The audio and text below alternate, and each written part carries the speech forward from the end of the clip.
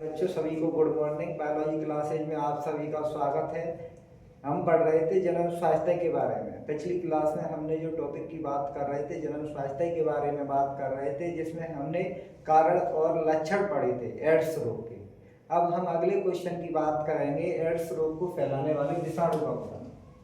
तो क्वेश्चन की बात करें बेटा, एड्स को फैलाने वाले विषाणु का पूरा नाम तथा एड्स का पूरा नाम लिखो।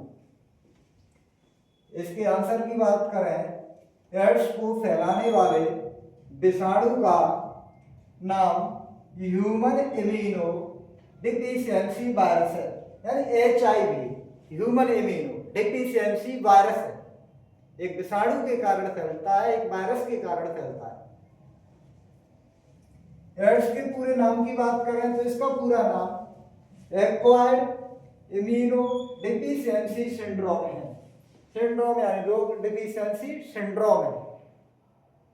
HIV वायरस के कारण फैलता है, एक रोग है, एक सिंड्रोम है। अगले क्वेश्चन के बारे में बात करें बेटा,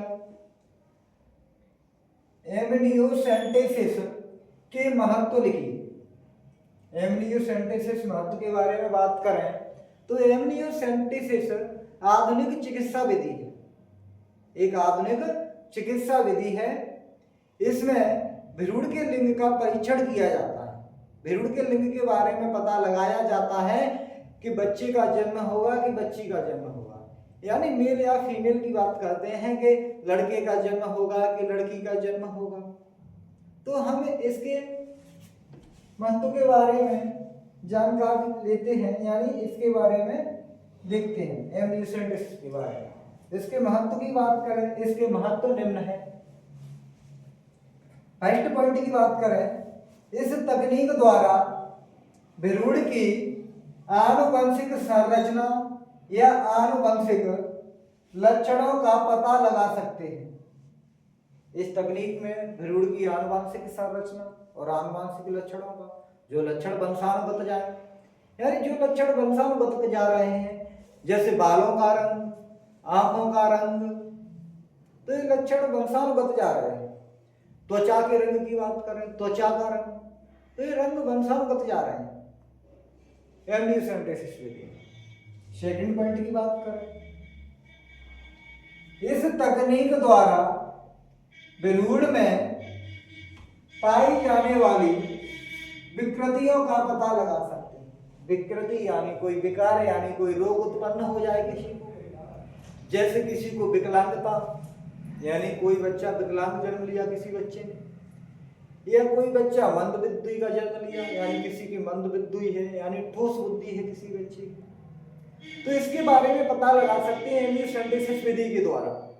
तो क्योंकि एक आधुनिक परीक्षण की चिकित्सा विधि है, इसमें परीक्षण किया जाता है भ्रूण का, लिंग के बारे में भी पता लगाते हैं इस विधि के द्वारा। तो अगले पॉइंट की बात करें, इस तकनीक द्वारा भ्रूण के लिंग का पता लगाया जा सकता है। भ्रूण के लिंग की बात कर रहे हैं कि भ्रूण के लिंग के बारे में पता लगाया जा सकता है। तो गुणसूत्रों की बात करें, क्रोमोसोम, तो गुणसूत्र जोड़े में 23 होते हैं, लेकिन संख्या में 40 होते हैं।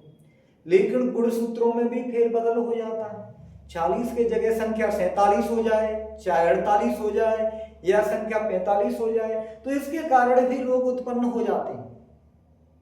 पटाउ सिंड्रोम हो जाता है, डाउन सिंड्रोम हो जाता है, क्लेनेफेल्टर सिंड्रोम हो जाता है। सिंड्रोम यानी कोई विकार या कोई रोग उत्पन्न हो जाते हैं जिसके कारण।